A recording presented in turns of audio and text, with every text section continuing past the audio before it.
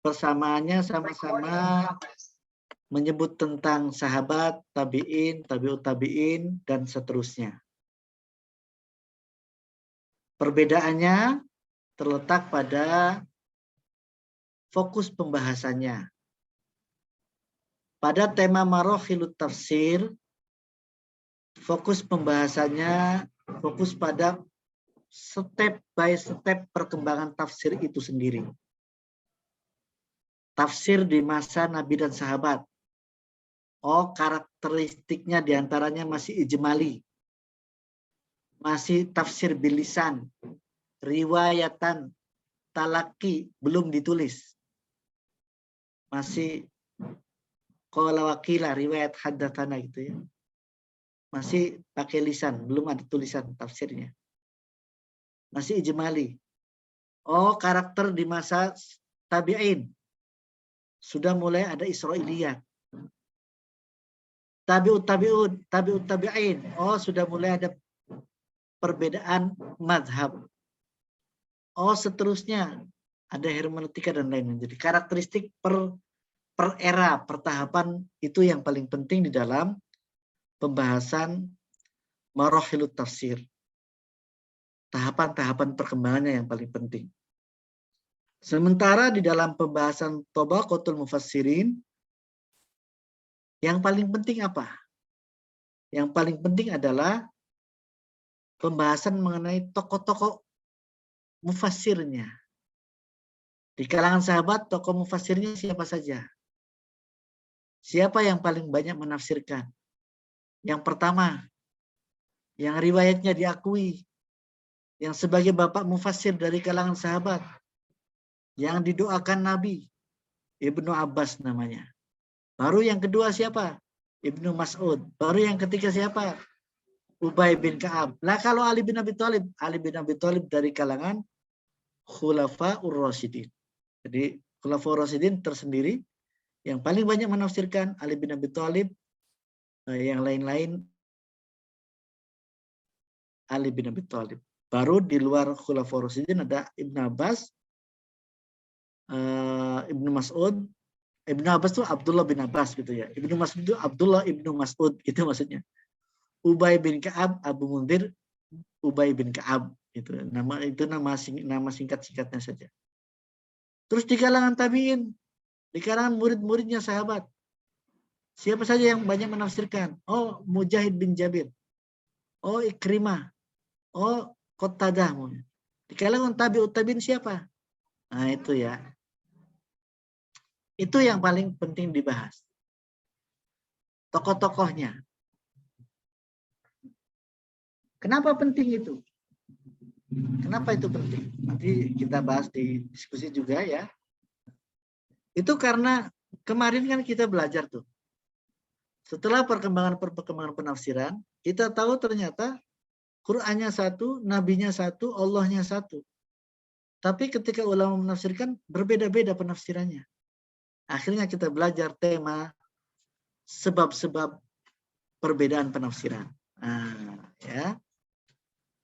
Kalau kita baca kitab tafsir, maka baru tafsir Bil Ma'thur aja menjelaskan satu tafsir, satu ayat itu berbeda-beda. Riwayatnya banyak. Ada dari Qatadah, ada dari Ikrimah, ada dari Ibnu Abbas. Nah, lihat nanti. Lihat, oh kalau yang menafsirkan sahabat, umpamanya tafsirannya berbeda dengan yang ditafsirkan oleh tabi'in, maka yang kita menangkan sahabat. Kalau Ibnu Abbas dengan Ubay bin Ka'ab, kita menangkan Ibnu Abbas. Kalau ada perbedaan penafsiran, itu pentingnya belajar tokoh-tokoh atau tobakot itu level-level. Kalau ibarat bahasa pangkat kepangkatan ya, hierarki kepangkatan. Kalau ibarat di TNI atau di tentara, ada panglima besar, ada jenderal besar, itu kan presiden panglima besar. Ada jenderal besar, ada jenderal bintang 5, jenderal bintang 4, jenderal bintang 3, mayor jenderal, letnan, ke bawah ya, kapten. Nah, di dalam mufassir juga begitu. Para ahli tafsir juga ada tokoh-tokoh yang penafsirannya dipercaya paling bagus. Tentu saja mufassir al-awwal paling bagus Allah dan Rasulnya. Kan itu. Tapi fi tabaqatil ula ini nggak ngitung Allah dan Rasulnya, karena Allah dan Rasulnya sudah maklum dianggap ya. Sudah di atas, sudah tidak ditobakotkan itu ya. Sudah al-ma'lum, sudah diketahui bahwa penafsir pertama adalah Allah dan Rasulnya. Nah, sahabat tabi'in itu baru dikelompokkan. Itu ya. Jadi tadi perbedaan marokhilut tafsir dan tabaqatul mufassirin pada fokus pembahasannya. Marokhilut tafsir pada fase-fase perkembangan, kalau tabaqatul mufassirin pada tokoh-tokohnya. Nah, pengertian tabaqat sendiri, istilah tabaqat itu banyak digunakan. Ada tabaqatul mufassirin, tingkatan-tingkatan mufassir.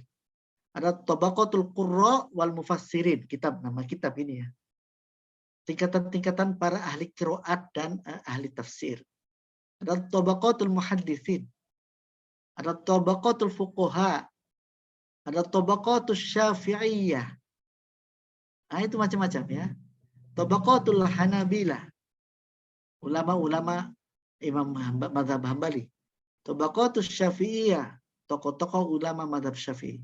Tabaqatul muhadditsin. Tokoh-tokoh muhadditsin. Nah, kalau kita tulis Tabaqatul Mufassir al-Indonesi, itu juga boleh, tapi belum ada ya.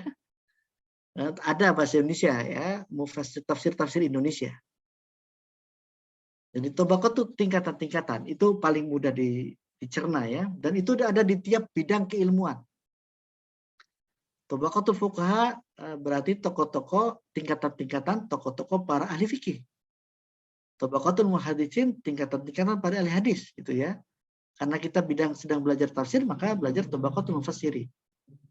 Nah itu. Contoh paling mudah umpamanya di kelas ini. Anda sudah pernah ketemu langsung belum? Kelas ini ketemu gitu, reuni, belum lulus ya. Ya belum ketemu ya. Belum ketemu. Insya Allah semoga semester depan ketemu. Ketemu semester tiba-tiba semester 5 ya. Enak nanti. Jangan sampai lulus masih Zoom terus. Kan sudah mulai reda nih, Omikron juga udah mulai reda, udah boleh bepergian tanpa antigen ya.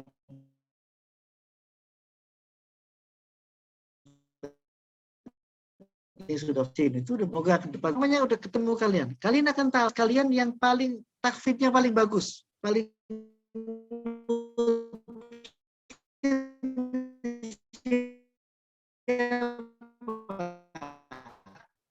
bagus takfidnya. Kalian nggak tahu. Kelas IAT 4A yang takfidnya paling bagus A, B, C, A gitu ya, itu tabaqat. Yang suaranya paling indah kalau melakukan Al-Quran, yang ahli tilawah kelas ini siapa? Anda tahu itu ya. Kalau ketemu, kalau ini kan masih saling ini ya, kenalnya cuma di WA sama telepon sama semua panggil kakak. Amanda Sahara ke Anissa Fitriana panggil kakak, Anissa Fitriana ke Deviriana, Rama ini panggil kakak, karena nggak pernah ketemu. Canggung panggilnya kakak semua, nggak ada adiknya. Nah nanti kalau ketemu akan ketahuan siapa yang paling rajin. Nah kalau di IKI sendiri, contoh di IKI untuk memahami tabaqat sekedar contoh ya. Tabaqatul ahli tilawah fi Jami'ati Ulumil Quran di Jakarta, namanya gitu ya. Tabaqat ahli seni baca Al-Quran. Maka nomor wahid itu Dr. Haja Maria Ulfa, paling senior kan. Tuh, nomor kedua siapa? Saya nggak bisa silakan. Ada alumni-alumni yang bagus kan, ada yang Kuntriksi namanya tuh, ada siapa lagi namanya, atau dosen kalian siapa, Halimatus Sadia atau siapa lagi yang jago tilawah ya, itu bisa diurutkan. Itu tabaqat namanya.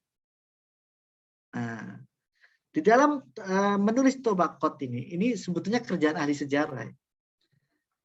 Tabaqatul mufassirin, tabaqat ini ulama berbeda-beda.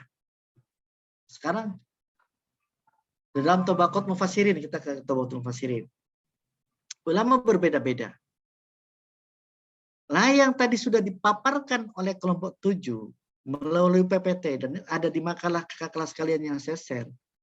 itu Tabaqatul Mufassirin menurut era, menurut waktu zaman sahabat, zaman tabi'in, dan seterusnya. Atau juga bisa disebut berdasarkan riwayatnya. Riwayat di kalangan sahabat yang paling banyak, Ibnu Abbas. Setelah itu Ibnu Mas'ud. Di kalangan tabi'in, Ikrimah atau siapa itu. Bisa dilihat ya. Itu berdasarkan itu. Jadi berdasarkan era dan yang paling banyak meriwayatkan. Waktu dan paling banyak meriwayatkan. Itu yang ditulis oleh Jalaluddin As-Suyuti. Nah, ini bacanya di mana, Pak? Gitu ya. Nanti itu dulu. Kemudian ada juga ulama yang menulis Tabaqatul Mufassirin bukan berdasarkan era atau waktu tadi. Atau bukan berdasarkan siapa yang paling banyak meriwayatkan, bukan. Tapi berdasarkan madhab. Tabaqatul Mufassirin Ahli Sunnah wal Jamaah, ada begitu. Tabaqatul Mufassirin Syi'i, ada gitu ya. Ada saya punya kitab Tafsir Isyari Inda Ahli Sunnah. Nah, berarti itu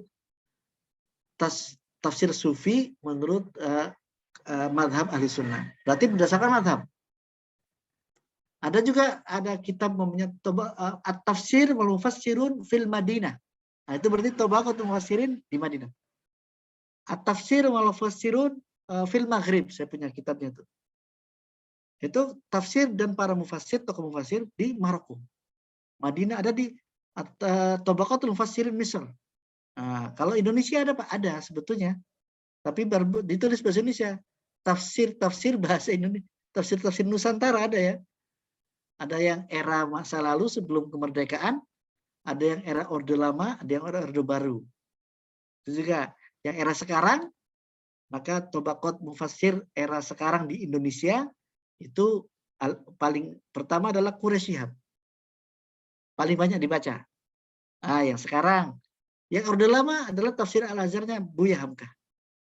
Yang sebelumnya ada Tarjuman Mustafid di Melayu ya, di Sumatera. Ada lagi tafsir Ibris, kakeknya Gusmus ya. Bisri Mustafa Bisri, bolak-balik itu ya. Jadi terus ada lagi tafsir Nawawi Al-Bantani, Marah Labid. Itu era sebelum penjajahan mungkin. Era setelah Wali Songo, para ulama dulu menulis tafsir Nawawi Al-Bantani namanya Marah Labid. Itu paling banyak dirujuk di era dulu. Jadi juga lihat eranya. Nah, sekarang yang kita belajar adalah Tabaqatul Mufassirin berdasarkan riwayatnya, berdasarkan berdasarkan waktu dan validitas riwayat. Banyaknya riwayat dan validitas penafsiran. Kenapa? Karena kita tahu kalau diriwayatkan oleh Ibnu Abbas menafsirkan Quran itu oke, maksudnya itu paling top dibanding umpamanya oleh Qatadah sebagai tabi'in. Kalau penafsiran dalam satu ayat berbeda. Nah, itu. Kemudian kalau kita ingin belajar lebih dalam, kalau pengenalan ini kan pengenalan saja teman-teman. Jangan berharap Anda menjadi alim al-alama di dalam Tabaqatul Mufassirin hanya satu pertemuan. Bagaimana caranya? Saya sebagai dosen hanya menunjukkan kitabnya ya. Ini kitabnya diantaranya. Sudah kelihatan belum?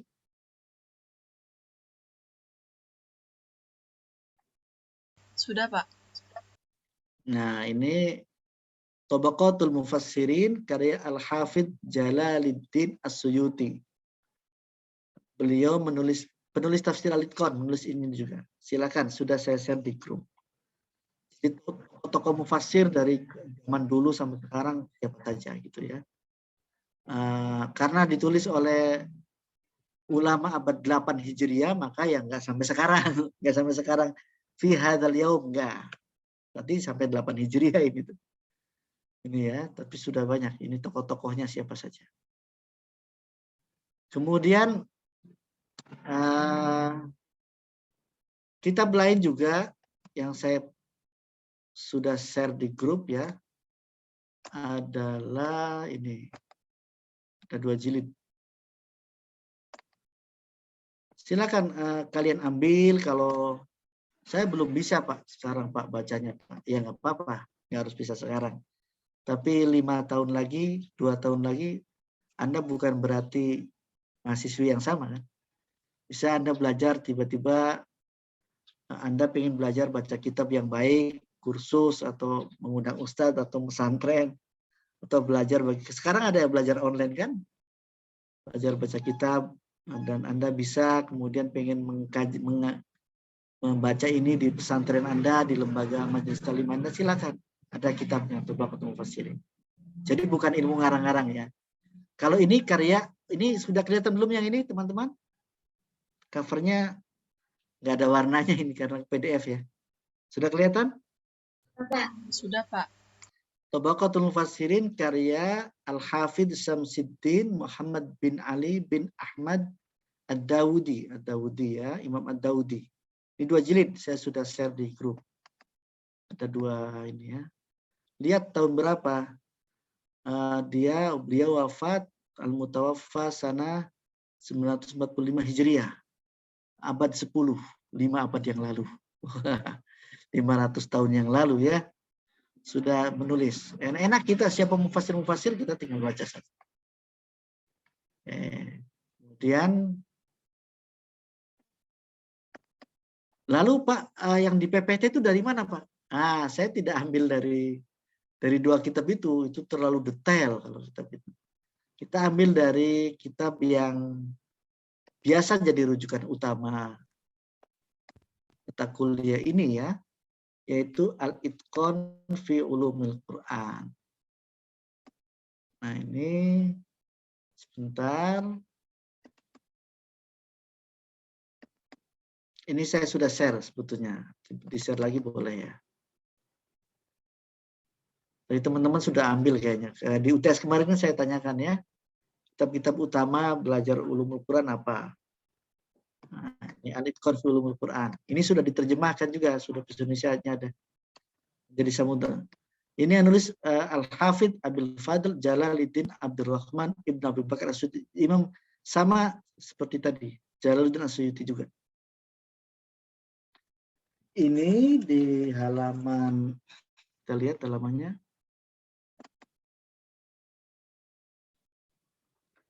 Kalau ngelihat ini, lihat isinya di belakang ya. Kalau buku-buku bahasa Indonesia, di depan. Kalau kitab lama, bahasa Arab, itu di belakang. Sudah kelihatan daftar isi yang saya kasih? Saya tampilkan teman-teman. Sudah, Pak. Nah itu lihat di halaman, oh ini halamannya sampai ribuan, ini sampai 4.000 ini halaman.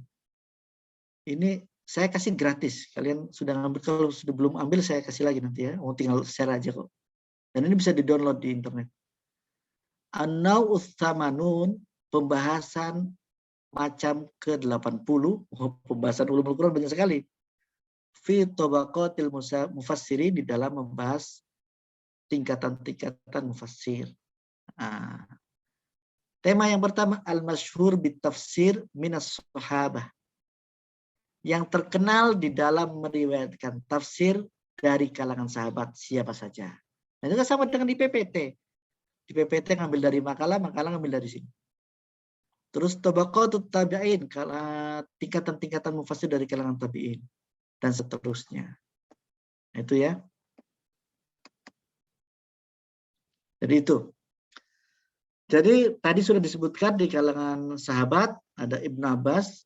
Nah, Ibnu Abbas nih kan kalau kemarin kita mengingat lagi ya, Marokhilut Tafsir, ada 3 aliran atau 3 madrasah tafsir, Makkah, Madinah, Irak. Yang pertama ini tahun.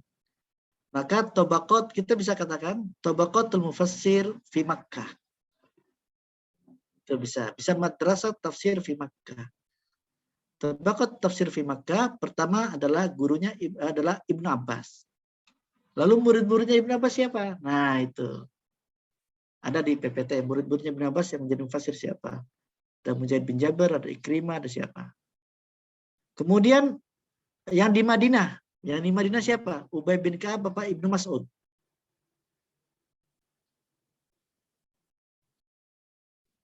Ubay bin Ka'ab. Nah, itu sahabat. Murid-muridnya siapa? Tidak semua menafsirkan, ada yang menafsirkan, ada yang tidak, ada yang meriwayatkan tafsir, ada yang tidak. Nah, itu ada di PPT. Kemudian Ibnu Mas'ud di Irak, kalau Ibnu Mas'ud ya. Mas'ud, ahli Quran, ahli tafsir pada zamannya, lalu murid-muridnya siapa yang meriwayatkan? Itu kalangan tabi'in. Terus tabi'in ada juga. Terus kemudian era Indonesia sekarang apa Indonesia zamannya Pak Soekarno, Pak Orde Lama, itu akan beda siapa mufasir yang paling topnya. Nah, itu namanya tabaqatul mufassirin. Silakan, saya hanya memberi tambahan penjelasan. Masih ada waktu, 14.40 ya. Kita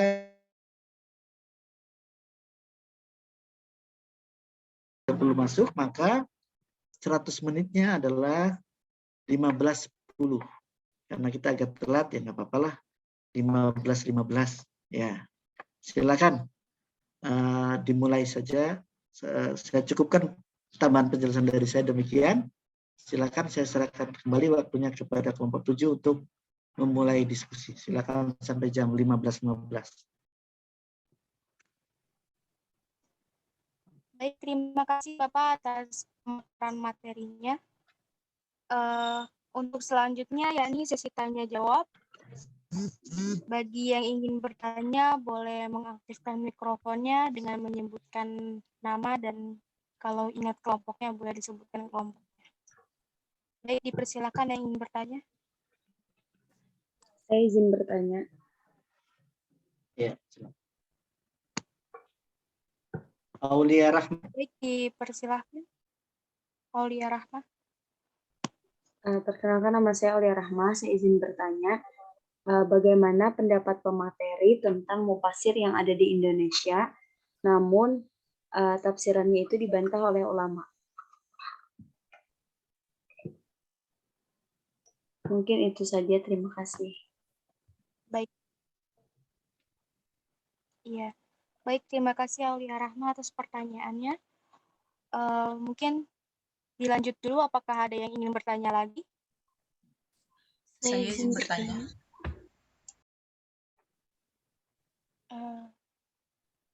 Dipersilakan Dinda. Tadi kan saya izin bertanya, nama saya Dina Khairunisa. Tadi di PPT disebutkan ya bahwasannya kalau Ibnu Abbas itu beliau terkenal sebagai tarjumanul Quran, yakni penerjemah Al-Quran. Nah, pada masa ini berarti apakah yang paling populer itu Ibnu Abbas ataukah ada yang lain? Lalu di poin ke-6 tentang kitab populer beliau, mengapa jalur dahak dari Ibnu Abbas ini dia bisa termasuk ke dalam kitab populer. Padahal di situ diterangkan bahwasannya jalur itu tuh terputus dan tidak disukai oleh para ulama. Terima kasih. Baik, terima kasih Dinda. Mungkin apakah ada yang ingin bertanya lagi? Saya izin bertanya, Anissa Nabila. Baik, dipersilakan Farah. Perkenalkan, nama saya Farah Nur Fadilah dari kelompok 3. Pertanyaan saya itu, di antara Ibnu Abbas dan Sayyidina Ali bin Abi Thalib, siapa yang kedudukannya lebih tinggi dalam menafsirkan Al-Quran? Berhubung Ibnu Abbas dan Ali bin Abi Thalib adalah orang-orang yang terdekat dengan Nabi juga. Dan dengan metode apa juga mereka menafsirkan Al-Quran. Itu aja, terima kasih. Ya. Baik, mungkin 3 pertanyaan dulu yang akan kami jawab. Untuk pertanyaan pertama yakni ada pertanyaan dari Aulia Rahma mengenai bagaimana pendapat pemateri tentang mufasir yang ada di Indonesia, namun ada tafsirannya itu yang dibantah oleh ulama lain. Untuk pertanyaan dari Aulia Rahma, mungkin akan saya coba jawab sendiri ya. Baik, sebab adanya pembantahan itu kan tentu tidak terlewat ya dari adanya perbedaan pendapat dan yang lain-lainnya. Jadi mungkin bisa saya tarik kesimpulan juga dari yang kemarin-kemarin sudah dibahas, karena ini termasuk materi-materi sebelumnya juga ya. Sebenarnya ada dua sebab yang memungkinkan adanya perbedaan pendapat yang akhirnya mengakibatkan adanya pembantahan dari pendapat tersebut. Yakni diantaranya ada sebab internal, yaitu tentang berbedanya dalam memahami Al-Quran dan hadis, serta berbeda dalam menyusun metode ijtihad, serta adanya perbedaan dalam menyusun metode ijtihadnya mereka. Terus sebab eksternalnya itu karena adanya perbedaan sosiokultural dan geografis. Karena persoalan sekarang itu bagaimana kita menyikapi perbedaan pendapat di antara ulama tersebut. Kalau kita sudah tahu bahwa keragaman pendapat ulama itu juga merujuk pada Al-Quran dan hadis, ya maka silakan gitu kalian bisa memilih pendapat yang memang menurut kalian itu sesuai dengan akal dan naluri kalian. Karena yang lebih penting lagi tuh kalau untuk kita gitu sebagai yang manusia biasa, karena kan ulama itu juga memang manusia biasa, dalam penafsiran juga gak selamanya bisa sama karena ada perbedaan-perbedaan yang emang sebelumnya itu sudah ditetapkan ketentuannya itu apa saja dalam menafsirkan. Lalu kita juga nggak bisa, Gus Nadir ini pernah berkata, kita itu jangan sembarangan menuduh mereka sebagai ulama pesanan atau ulama yang ditekan oleh pemerintah. Juga jangan cepat-cepat menilai salah fatwa ulama hanya karena fatwa tersebut berada dengan selera ataupun pendapat kita. Saya jawab, mungkin nanti ada penjelasan lebih lanjut lagi dari Bapak. Ya, pertanyaannya sebetulnya jawabannya udah bagus sekali ya, tapi memang kita mesti ingat bahwa perbedaan penafsiran itu bukan sejak ada mufasir di Indonesia, bukan sejak sekarang. Kalau belajar marahil tafsir mulai banyak perbedaan itu sejak tabi'in. Ya, sejak tabi'in contohnya Mujahid bin Jabir menafsirkan walaqad alim a'udzubillahi minasyaitonir rajim bismillahirrahmanirrahim walaqad alimtumul ladzina i'tadaw minkum fis sabti, kan gitu ya. Telah kami ajarkan, telah kami beritahu kepada kalian semua alladzina i'tadaw minkum fis sabti, orang-orang Yahudi di antara kalian yang membangkang untuk tidak mau beribadah di hari Sabtu, kemudian dikutuk oleh Allah dengan kunu kirodatan khosiin gitu ya. Jadilah kalian orang-orang Yahudi yang membangkang itu menjadi kera yang hina. Menurut Mujahid bin Jabir, arti kera yang hina di situ bukan orang Yahudinya jadi kera. Bukan seperti dongeng di tempat saya di Cirebon, ada daerah Pelangon namanya. Mungkin ada yang dari Cirebon atau Indramayu. Pelangon tuh ada di situ ada tempat kera. Katanya dulu dikutuk oleh Sunan Gunung Jati karena nggak mau sholat Jumat. Dikutuk jadi kera beneran. Lalu dongengnya. Terus ada kera di situ. Terus ada lagi di Indramayu, di Bulak namanya. Juga dulu dikutuk oleh Sunan Gunung Jati. Disumpahi jadi kera beneran. Dongengnya begitu dan ada keranya. Sekarang gitu ya. Nah, bukan seperti itu maksud menurut Mujahid. Tapi hati orang Yahudi. Waktu itu syariatnya Yahudi ya, jangan Nabi Musa ya. Agama yang benarnya Yahudi dulu. Kalau sekarang Islam. Itu hatinya keras seperti kera gitu maksudnya. Jadi orang Yahudinya nggak jadi kera enggak. Itu penafsiran siapa? Mujahid bin Jabir. Ternyata penafsiran Mujahid bin Jabir ini tidak diiyakan oleh tabi'in yang lainnya, termasuk oleh ulama sesudahnya. Ibnu Jarir at-Tabari nggak mengikuti Mujahid bin Jabir, mengikuti yang lain. Ya jadi kera beneran gitu ya. Jadi, nah ini kan ada perbedaan pandangan. Jadi mulai ada perbedaan pandangan. Tadi betul sebabnya apa? Kita lihat. Sebabnya internal apa eksternal? sebabnya dakhili, cara memandang atau cara seperti gini. Dulu umpamanya ada, kalian masih ingat, ini belum ke Mufasir Indonesia dulu, konflik politik di Indonesia, Ahok, ya, Al-Maidah 51, ya nggak? Tahun berapa tuh? Al-Maidah 51 itu perdebatannya pada kata aulia. Orang-orang mukmin tidak boleh memilih pemimpin dari kalangan non mukmin gitu ya. Dilihat aja Al-Maidah 51. Kata aulia. Nah, kata aulia ini ditafsirkan memang secara berbeda-beda. Itu mustarok. Itu lafzul mustarok, lafzul istirok. Berarti apa? Terjadi perbedaan karena lafadznya sendiri bisa ditafsirkan secara berbeda. Jadi kalau begitu ya kita adem aja. Nah, yang nggak adem itu yang politik. Yang nggak adem itu yang mau menghantam Ahok. Oh, pokok pendapat ini bawa-bawa tafsir. Padahal tafsirnya memang bisa ditafsirkan ini atau bisa ditafsirkan itu. Tapi jangan dibawa-bawa ke politik sudah. Ini penjelasan Qur'annya saja. Jangan dibawa, oh ini berarti suka ke Ahok. Ini. Nah, itu.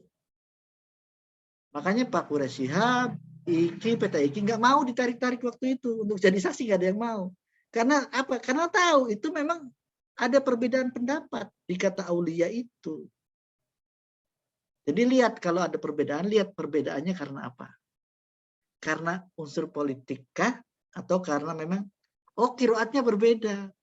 Qiraatnya bisa ditafsir, ya memang berbeda, ya sudah adem saja. Ada yang wudhu harus pakai sini ilal marofik. Ada yang ilal marofik itu sempurnanya ilal marofik. Jadi ilal marofik nggak sampai sini juga nggak apa-apa kalau madzhab Hanafi. Ya sudah kita yang tahu ya adem. Oh itu madzhab Hanafi ya. Kita yang Syafi'i sampai ke situ. Karena kita mengambil sahnya sampai sini ilal marofik. Ilal marofik menjadi syarat sahnya ilal marofik. Menjadi muqayyad. Sementara madzhab Hanafi enggak, ini tamamnya saja. Sempurnanya sampai marofik, enggak juga enggak apa-apa. Nah kita yang nggak usah menyalahkannya. Oh itu mazhabnya lain. Dah, itu ya. Jadi kita lihat perbedaannya apa. Nah, kalau politik kita jangan ikut-ikut, karena kita bukan orang politik, nggak ada untungnya. Ya. Kemudian kita harus menghargai. Contoh, mungkin yang dicontohkan, mungkin saya agak menduga nih ya, mungkin Pak Quraish Shihab soal tafsir jilbab, ya mungkin ya. Maksudnya Anda begitu yang nanya tadi siapa? Ya, memang. Halo? Yang nanya tadi siapa soal ini? Aulia Rahma, Pak. Saya, Pak. Aulia Rahma, memang ada tafsir Pak Quraish Shihab itu soal jilbab, tidak ada di Al-Misbahnya, tidak ada. Maksudnya kalau Anda cari di tafsir Al-Misbah, penafsiran Pak Quraish Shihab yang berbeda seperti yang kita lihat di media itu ya. Jadi di tafsir Misbah nggak ada. Tapi di buku kecilnya namanya jilbab, saya punya bukunya. Hijab pakaian wanita muslimah, itu penafsirannya akan berbeda. Nah, itu memang kalau kita pernah seminarkan itu Pak Quraish Shihab, dan kita datangkan 2010, 2017 dan beliau menjelaskan penafsirannya. Memang beliau berbeda. Sepandangan saya soal Pak Quraish, soal jilbabnya ya. Beliau punya pandangan sendiri yang berbeda dengan 4 mazhab. Tapi beliau ikuti sebetulnya pandangannya, saya lupa. Ada beberapa ulama Mesir ya. Beliau kan dari Mesir, Al-Azhar, Al-Jubai apa ya. Dia mengikuti, dia disertasinya tentang tafsir itu, beliau mengikuti itu. Jadi yang namanya rambut kemudian, jadi beliau tetap memberikan aurat tuh harus ditutup, tapi batas aurat itu yang berbeda-beda para ulama. Nah, ini Anda, ini kelihatan ini. Anda tahu Oki siapa? Yang pemain itu loh. Setiana Dewi, Pak. Ah ya, itu jilbabnya bagaimana? Sampai sini ya. Iya. Itu persis takrib, persis Fathul Qorib, kitab Safinatun Najah yang saya pelajari di pesantren. Itu ada yang wajah, kan wajah yang menutup ya, yang boleh dibuka wajah katanya ya. Ini batasnya tumbuhnya rambut sampai janggut. Maka sampai sini. Nah, Anda yang nggak sampai sini, Anda buka aurat. Iya kan? Itu di Fathul Qorib. Di tempat lain beda lagi. Jadi perbedaannya pada penafsiran illa ma dhahara minha. Yang boleh terbuka adalah dari aurat perempuan adalah illa ma dhahara minha, sesuatu yang biasa terbuka dan tidak merangsang lawan jenis. Nah, ulama mazhab 4 mengatakan rambut perempuan itu adalah wajib ditutup. Nah, Pak Kures menganggapnya kalau rambut itu masih pantas nggak apa-apa gitu, agak terbuka sedikit. Anda tahu pesantren-pesantren, Anda kan baru pakai jilbab sekarang ya, kita kan baru pakai jilbab sekarang ya. Tahun 60-an, tahun 70-an, tahun NU, Muhammadiyah, MUI, itu jilbabnya kayak apa tahu nggak? NU dulu, Muhammadiyah dulu itu jilbabnya gimana? Nenek-nenek kita dulu itu jilbabnya gimana? Kelihatan nggak rambutnya? Kelihatan ya. Nanti ada saya kasih gambar. Memangnya ulama dulu nggak ikut mazhab 4? Ikut kan?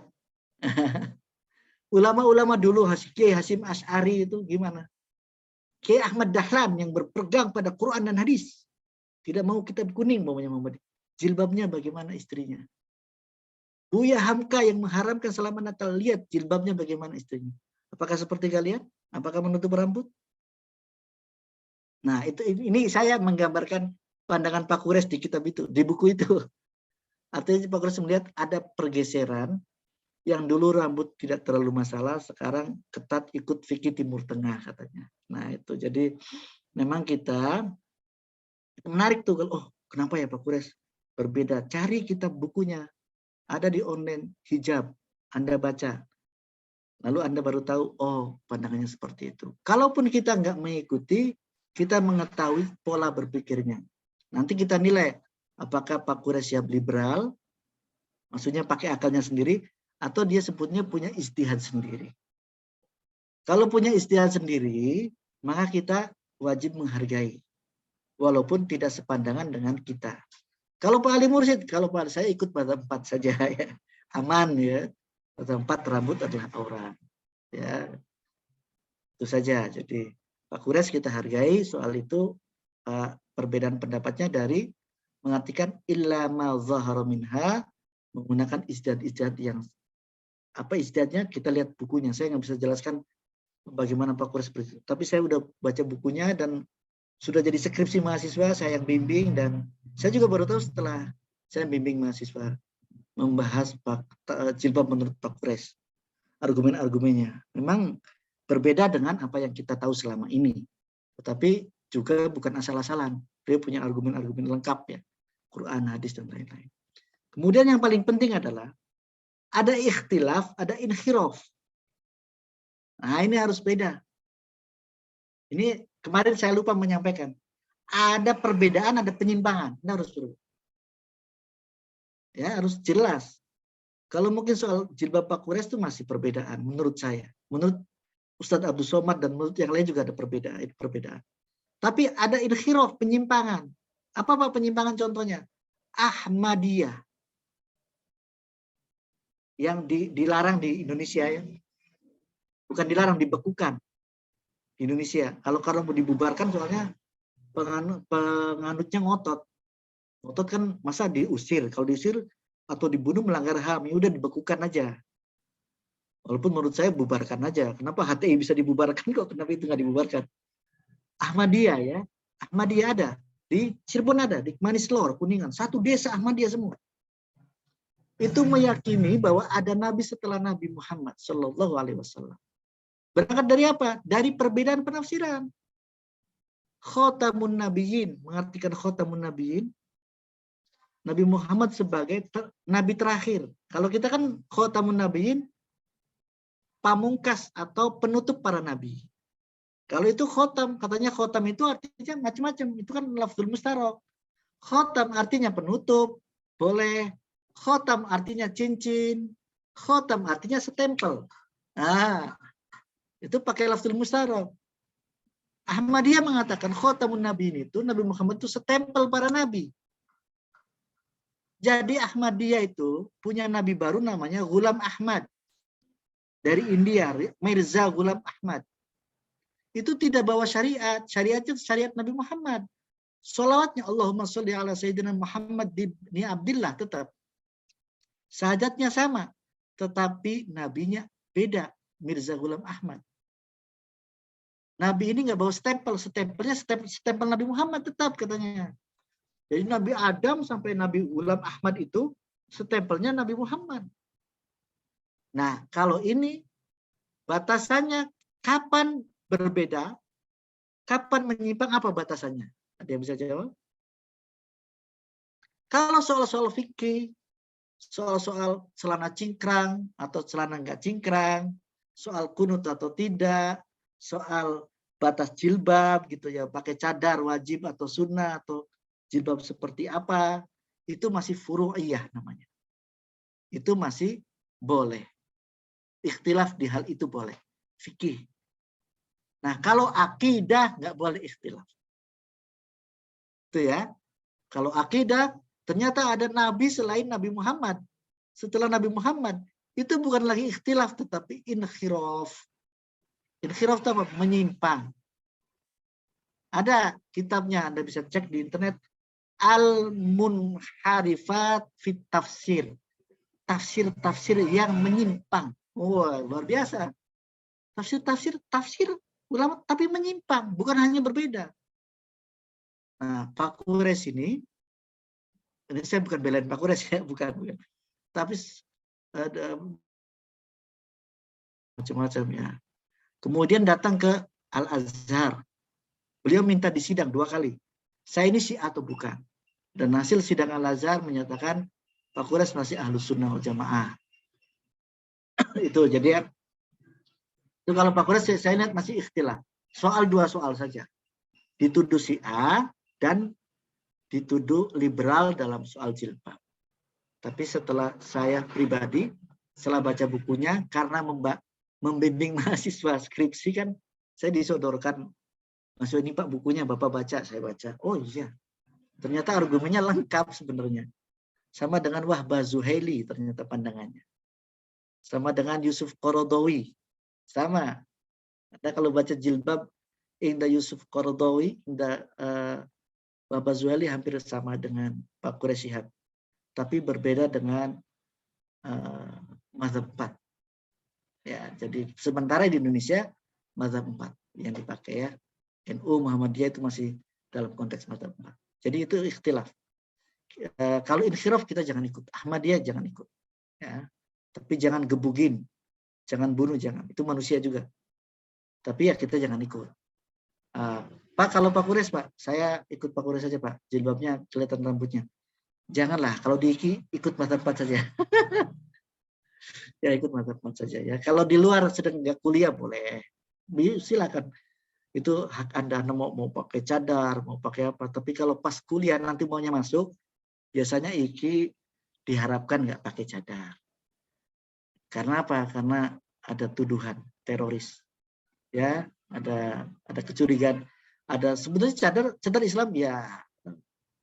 Ada mazhab yang mewajibkan cadar, ada memang. Tetapi kita yang ikut yang membuka cadar. Karena apa? Karena takutnya nanti yang kuliah cowok. Kuliah cowok. Kuliah kelihatan. Dan kalian talaki loh. Kalian talaki sama instruktur tahfidz. Kalau pakai cadar antara kho dan kha nggak jelas nanti. Hanya dibuka ya. Tapi cadar haram nggak?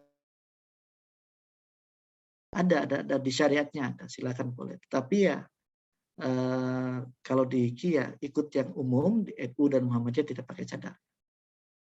Ikut mazhab yang itu. Ya silakan saya kembalikan ke pemakalan. Mohon maaf terlalu banyak ngomong saya.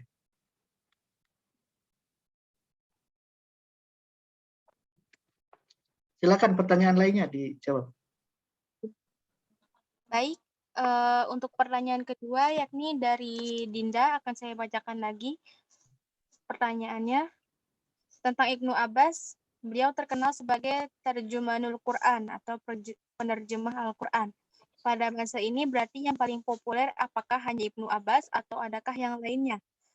Lalu pada poin ke-6 pada bagian kitab populer, mengapa jalur dahak dari Ibnu Abbas bisa masuk ke kitab populer padahal di situ diterangkan bahwa jalur itu terputus dan tidak disukai? Untuk pertanyaan dari Dinda, insya Allah akan dijawab oleh Anissa Islami. Kepadanya dipersilahkan. Baik, terima kasih kepada moderator. Pertanyaan Adinda tentang Ibnu Abbas, dia terkenal sebagai terjemahul Quran. Nah, apakah ada yang lain gitu kan?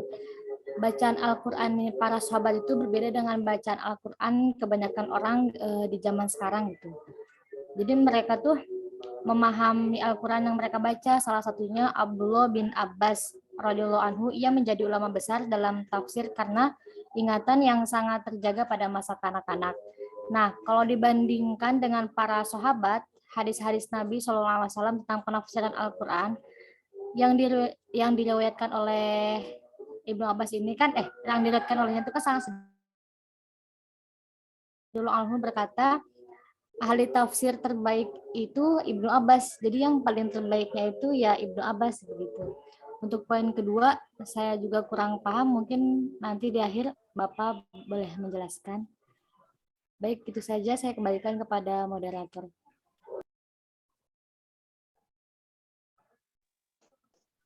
Baik, terima kasih Anissa Islami atas jawabannya. Bapak ini mau langsung Bapak tambahkan atau dilanjut pertanyaan selanjutnya? Ya, sedikit saja. Betul pertanyaannya, kalau yang terbaik Ibnu Abbas ada yang lain enggak? Jadi kalau di hadis kan Abu Hurairah ya. Kalau ditafsir memang Ibnu Abbas. Tadi keunggulan Ibnu Abbas kenapa? Sudah dijelaskan selain didoakan Nabi sebagai nanti menjadi ahli tafsir. Allahumma faqihu fiddin walimhu ta'wil, ya Allah jadikan Ibnu Abbas paham agama dan pintar menafsirkan Quran. Dan kenyataannya jadi begitu. Ibnu Abbas banyak meriwayatkan penjelasan-penjelasan dari Nabi tentang tafsir Quran dan beliau sendiri menafsirkan Quran. Gitu ya. Jadi dan diakui oleh sahabat-sahabat yang lain. Setelah Ibnu Abbas yang saya tahu Ibnu Mas'ud. Jadi peringkatnya, lalu Ubay bin Ka'ab dan seterusnya. Tadi ada pertanyaan Ali bin Abi Thalib tadi dijawab belum tadi? Belum Pak, ini selanjutnya. Oke, jadi itu ya, jadi Ibnu Abbas. Lalu ke yang lainnya tadi, yang lain Ibnu Mas'ud, Ubay bin Ka'ab, Ali bin Abi Thalib dan lain-lain. Tetapi peringkat teratasnya Ibnu Abbas. Berdasarkan apa? Berdasarkan riwayat penafsiran terbanyak. Itu ya. Ya, silakan pertanyaan lainnya. Baik, dilanjut untuk pertanyaan yang ketiga, pertanyaan dari Farah Nur Fadilah, yakni di antara Ibnu Abbas dan Ali bin Abi Thalib, siapa yang kedudukannya lebih tinggi dalam menafsirkan Al-Quran? Berhubung Ibnu Abbas dan Sayyidina Ali adalah orang-orang yang terdekat dengan Nabi dan dengan metode apa penafsiran mereka? Pertanyaan dari Farah Nur Fadilah insya Allah akan dijawab oleh Anissa Nur Fitriana. Kepada Anissa Nur Fitriana, saya persilahkan. Baik, saya izin menjawab pertanyaan dari Farah Nur Fadilah. Jadi antara Ibnu Abbas dan Ali bin Abi Thalib itu keduanya memiliki kedudukan yang tinggi dalam menafsirkan Al-Quran. Muhammad Ibnu Abbas itu kedudukannya paling tinggi di kalangan bukan khalifah, sedangkan Ali bin Abi Thalib itu kedudukannya paling tinggi di kalangan khalifah. Keduanya sama-sama menafsirkan Al-Quran paling banyak, terus sama-sama didoain juga sama Rasulullah. Untuk pertanyaan yang kedua, Ibnu Abbas dan Ali itu menggunakan metode apa penafsirannya? Seperti yang sudah dijelaskan dari presentasi-presentasi sebelumnya, sahabat itu menafsirkan Al-Quran dengan ijmali. Untuk sumber penafsirannya itu bil ma'sur, Al-Quran dengan Al-Quran, dan Al-Quran dengan hadis, dan juga bir ro'yi, dengan ijtihad mereka sendiri dan pemahaman mereka pemahaman bahasa Arab mereka. Mungkin itu saja. Saya kembalikan kepada moderator. Baik, terima kasih Anissa Fitriana atas jawabannya. Mungkin mengingat waktu juga ya, lebih lanjutnya mungkin akan dijelaskan kembali oleh Bapak terkait pertanyaan dari Farah Nur Fadilah tadi. Tadi yang sudah dijawab oleh Anissa Nurfitriana cukup jelas saya pikir ya. Atau ada kelompoknya yang menambahkan? Tapi menurut saya sudah jelas. Pertanyaan lainnya masih ada yang belum dijawab? Baik, apakah ada yang ingin bertanya lagi?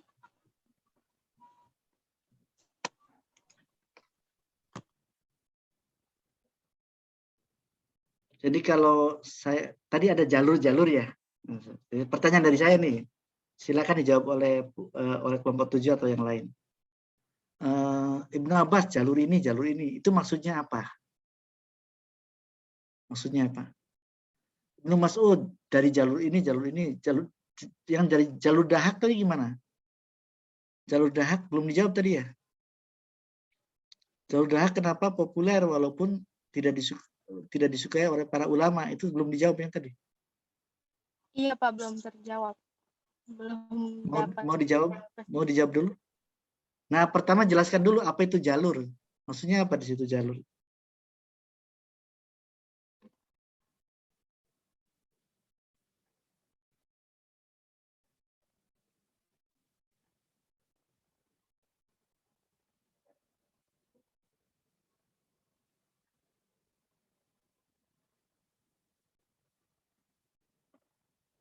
Kan di PPT Jalur itu tadi seperti, ada. Iya, gimana? sanad bukan? Iya, sanad ya. Seperti, Jadi seperti begini. Kita membaca Al-Quran dengan qiraat siapa? Kita nih orang Indonesia. Qiraat Imam Asim, Pak. Asim, riwayat siapa? Hafiz. Nah, riwayat itu jalur ya. Riwayat itu jalur. Jadi Ibnu Abbas, tafsir dari Ibnu Abbas diriwayatkan oleh siapa?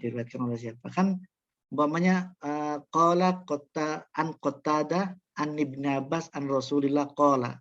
Nah, gitu ya.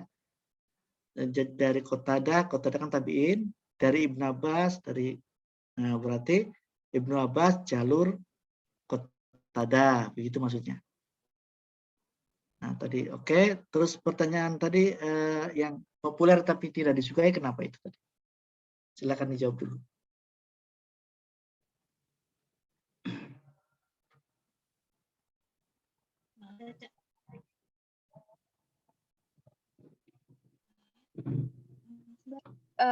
dari teman-teman kelompok 7, apakah ada yang ingin menjawab? Atau barangkali dari teman-teman yang lain?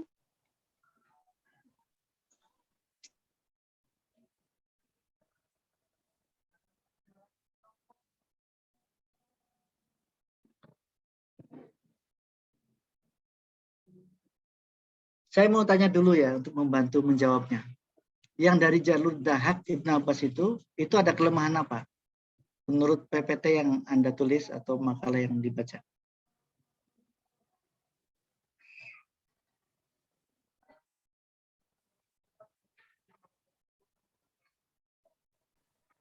Kelemahannya itu jalurnya munqati, putus dan tidak sampai kepada Ibnu Abbas. Tapi disukai ya. Jadi ada nggak hadis? Ya ini kan riwayat kan terkait. Ini kan sama dengan hadis kan, riwayat. Jadi tafsir pada mulanya perkembangannya sama dengan hadis kan. Jadi putus jalur itu kan sama itu ya. Perawinya munqati istilahnya kan tidak sampai Ibnu Abbas, kan ada hadis munqati juga. Nah, itu ada hadis, bahkan bukan hadis, tapi malah populer ya. Saya kecil tuh nganggapnya hadis loh.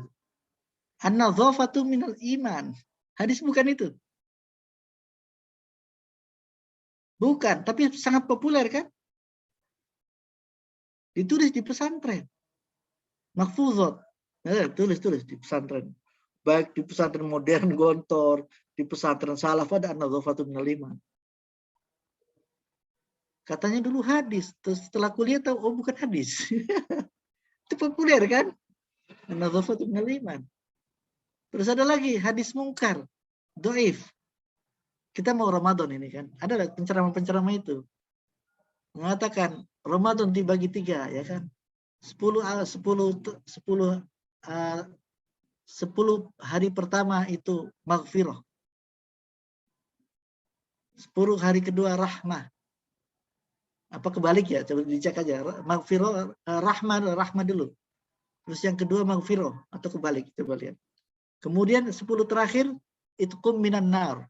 Qala Rasulullah sallallahu alaihi wasallam. Itu ternyata hadisnya mungkar. Mungkar tuh mim babil hadis dhaif. Tapi itu populer. Ya. Terus ada lagi banyak yang populer tetapi dhaif. Hadis tentang rojam. Ya, Anda mau puasa nggak apa-apa. Sekarang nisfu Sya'ban juga mungkin hadisnya dhaif. Hadis baca Quran, baca Yasin di malam Jumat. Itu kan dhaif. Tapi di Indonesia populer. Saya rasanya kalau tidak baca Yasin atau tidak tahlil atau tidak baca Quran mendoakan bapak, ibu, kakek, guru-guru saya yang meninggal kalau malam Jumat, seperti ada yang saya merasa dosa gitu dengan. Iya kan? Anda yang sudah membiasakan. Tapi hadisnya dhaif, hadisnya itu. Populer. Ya nggak apa-apa populer ya. Ya itu wallahu alam, tapi semacam itu, nampaknya semacam itu.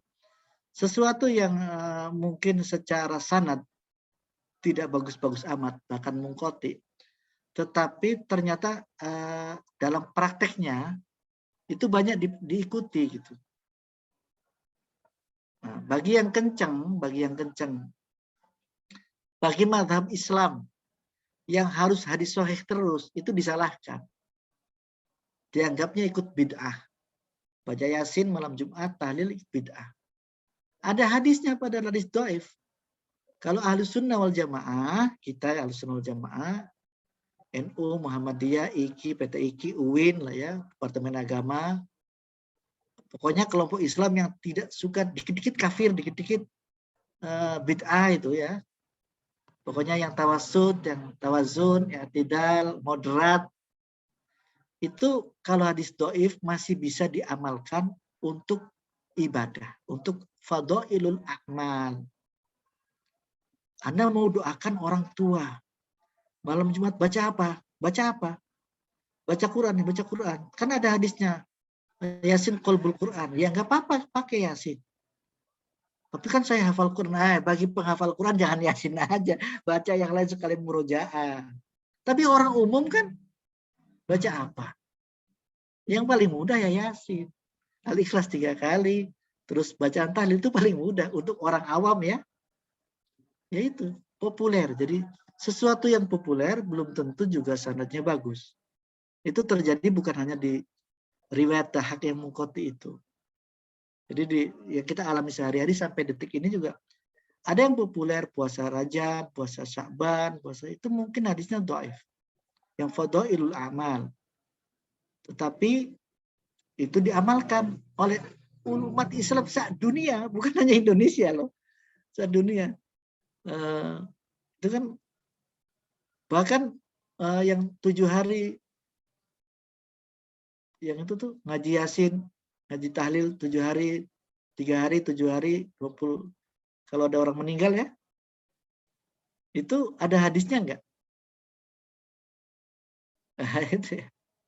Tapi kan populer itu bukan hanya di Indonesia. Oh Indonesia dulu ada Hindu, itu pengaruh Hindu kan gitu ya. Hindu kan menangis sampai 7 hari. Kalau ada orang meninggal nangis dia nangis bersama 7 hari. Di Maroko ada kok 7 hari 3. Saya di Maroko tahun 2012.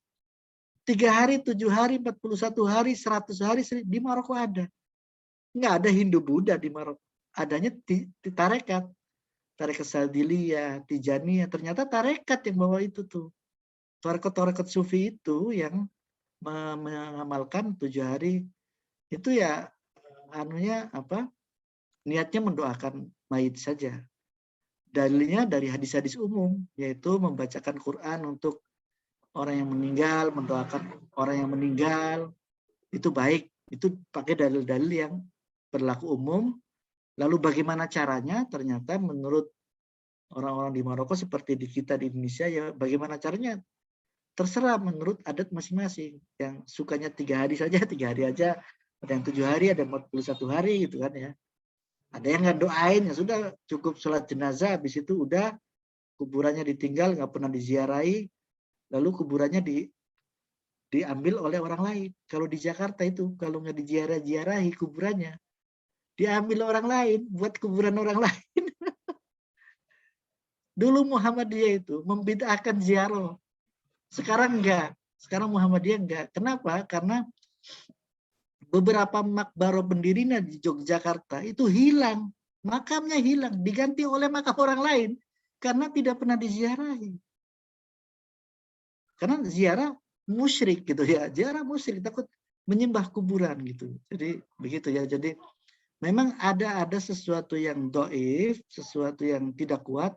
Tetapi populer.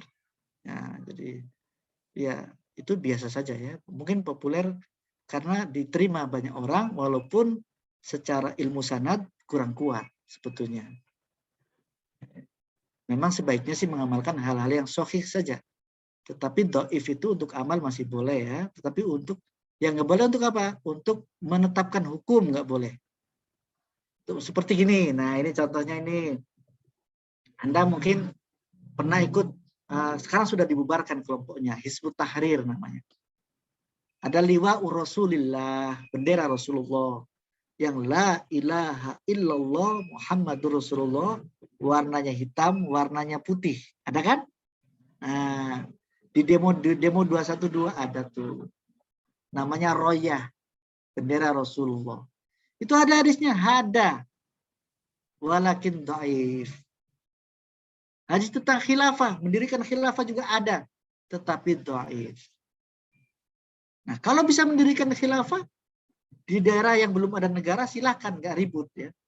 Tapi kalau sudah ada negara, ribut sama negara, perang, sementara hadisnya dhaif itu boleh nggak untuk menetapkan hukum?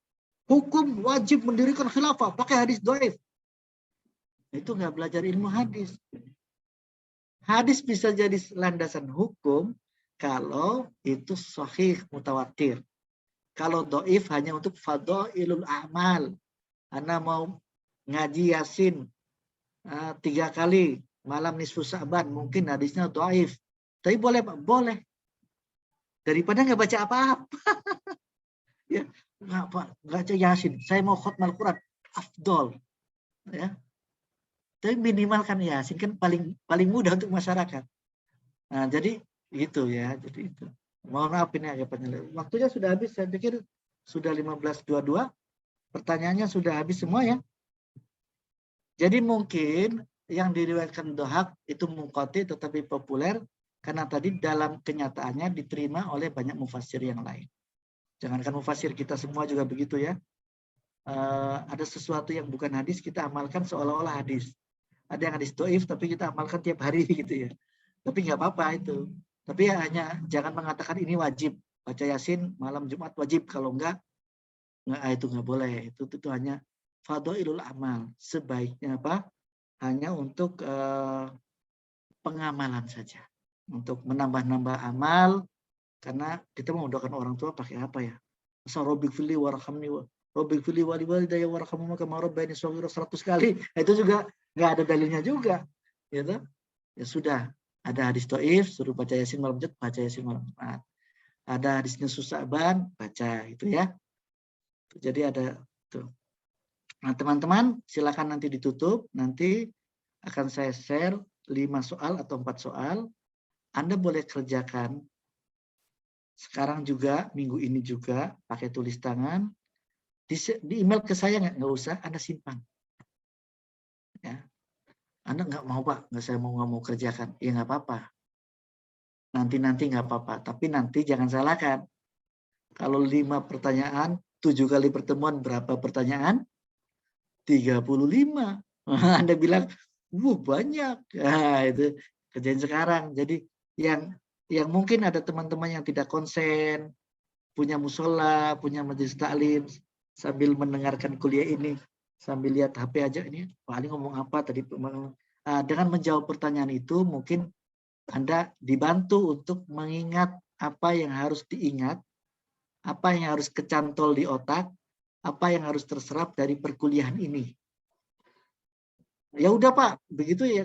Kalau gitu yang ngerjain yang kameranya nutup aja Pak, yang kameranya buka enggak Pak. Kita kan serius Pak. Enggak begitu. Semua aja ya, semua ngerjain tugas semua. Ya. Tulis tangan, kenapa tulis tangan? Mungkin juga ada teman-teman, kenapa sih Pak Ali ini tulis tangan terus? Mau diketik aja jadul amat. Bukan begitu, kalau diketik kita ini udah canggih. Nanti takutnya yang ngerjain satu, yang lain copy paste. Copy paste boleh nggak? Boleh aja. Tapi kalau copy pastenya ditulis tangan, kan baca dulu. Nulis kan belajar tuh. Tapi kalau copy pastenya ketik, blok copy paste Anda nggak baca. Saya juga nggak baca. Saya juga begitu, copy paste nggak baca lagi kadang-kadang kan. Nah, kan nggak bagus begitu. Jadi tulis tangan dan insya Allah ringan-ringan. 4-5 pertanyaan tiap sesi. Nanti di akhir pertemuan kan tinggal saya bilang, teman-teman yang sudah menjawab pertanyaan tiap minggunya, tinggal kirim email ke saya. Itu UAS-nya. Sudah itu. Kan gitu ya. Jadi belum dikerjakan Pak, ya udah kerjain nanti terakhir UAS email gitu ya. Kalau udah dikerjain tinggal kerja. Masukin. Kalau mau menjawab Pak, tapi bingung Pak, boleh pura-pura diskusi sama saya. Pura-pura, Pak, ini gini atau gini Pak ya. Menurut saya gini, menurut Bapak gimana? Saya ngerti itu sebetulnya minta jawaban, tapi ngajak diskusi ya. Nggak apa-apa itu. Ya nggak boleh, Pak jawaban soal nomor 2 apa ya Pak? Itu namanya minta jawaban. Kayak gitu saja, silakan ditutup. Baik, alhamdulillahirrahmanirrahim. Telah selesai presentasi pada pertemuan hari ini. Sebelumnya terima kasih kepada Bapak Ali Mursyid atas penjelasan dan pemaparan materi yang luar biasa mengenai materi Tabaqatul Mufassirin, serta teman-teman sekalian yang telah menyimak dengan baik perkuliahan pada sore hari, siang menjelang sore hari ini.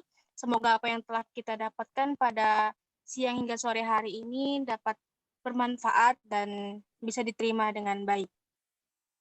Baik, kami dari kelompok 7, mohon maaf yang sebesar-besarnya apabila terdapat banyak kesalahan dan kehilafan. Kurang lebihnya mohon maaf. Wassalamualaikum warahmatullahi Waalaikumsalam wabarakatuh. warahmatullahi wabarakatuh. Terima kasih banyak kepada kelompok 7 dan teman-teman semua. Dan mohon maaf kalau saya juga ada salah-salah kata, kalau hanya ada baiknya itu hanya dari Allah. Dan berhubung nanti nisfu Sa'ban, kalau kalender Hijriah ini berarti ini asar, ba'da asar sudah masuk ke tanggal 15. Anda perbanyak doa, perbanyak istighfar karena menentukan nasib kita. Ada takdir tahunan loh, ada takdir semubrom yang tidak bisa dirubah memang, tapi yamhullahu ma yasha wa yuthbit, kan gitu ya. Allah menghapus segala yang dikehendakinya dan menetapkan. Walaupun mungkin Anda atau di antara kita ada yang ditakdirkan nanti mamanya, naudzubillah min dzalik, umurnya kurang panjang, tapi kalau kita minta ke Allah dan Allah mengabulkan doa kita, maka yamhullahu ma yasha. Takdir yang sudah ditulis Allah di Lauh Mahfuz kita nggak tahu, mungkin yang jelek-jelek dihapus oleh Allah. Amin. Diganti yang baik-baik. Semoga, itu kan harapannya. Agama itu membawa harapan. Nah, silakan yang mau mengamalkan ibadah nisfu Sa'ban, amalkan. Dan secara pribadi saya mohon maaf, barangkali ada kekhilafan dan kita menghadapi kitab takdir yang baru mulai nanti malam ya, nanti bukan mulai malam ya, pergantian kitabnya katanya begitu. Nanti semoga takdir kita umur panjang, sehat walafiat, rezeki yang halal, barokah, dan cita-cita yang tercapai, dan husnul khotimah. Husnul khotimah itu tidak harus meninggal ya, tapi segala sesuatunya baik di akhirnya. Demikian, Assalamualaikum warahmatullahi wabarakatuh. Waalaikumsalam warahmatullahi wabarakatuh. Terima kasih banyak Bapak. Sehat-sehat selalu.